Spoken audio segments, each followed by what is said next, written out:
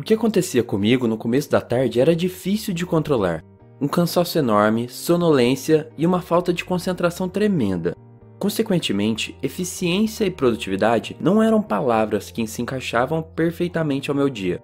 O que acabava acontecendo é que sempre ia para o café, tomando não só uma, mas várias xícaras ao dia para tentar me manter acordado. Isso até ajudava na maioria das vezes, mas tinha dias que até isso não ajudava. Agora, indo um pouco rápido para o presente, comecei a fazer algo que está me dando mais uma carga de energia, que me dá disposição para uma tarde inteira de produtividade e o que me deixa mais satisfeito, que me faz precisar de menos horas de sono durante a noite. E aí, como conseguir isso? Olá, tudo bem?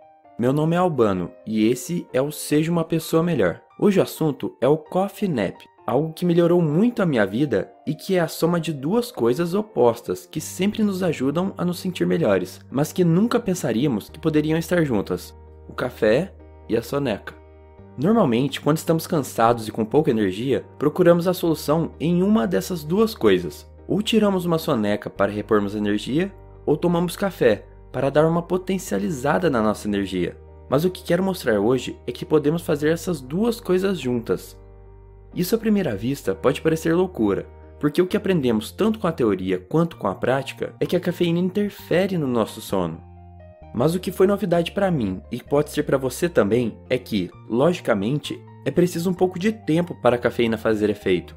Quando tomamos café, primeiro ele vai para o seu intestino, aí depois ele passa para a corrente sanguínea e só depois, finalmente, chega ao cérebro. Um processo que dura cerca de 20 minutos. E é aí que entra a soneca.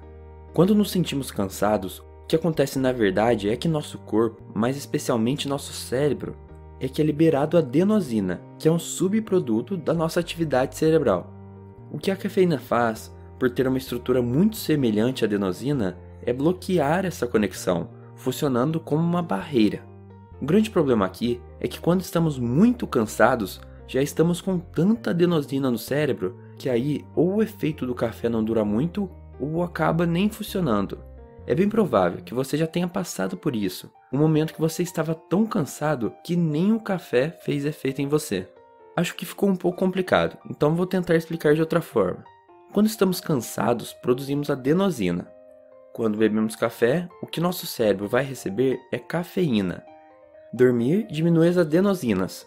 Já o café e a cafeína vão fazer uma barreira para a entrada de adenosina no corpo. Cada uma dessas estratégias é ótima para resolver nossos problemas de falta de energia. E agora, o ponto onde quero chegar. E se juntássemos os dois processos?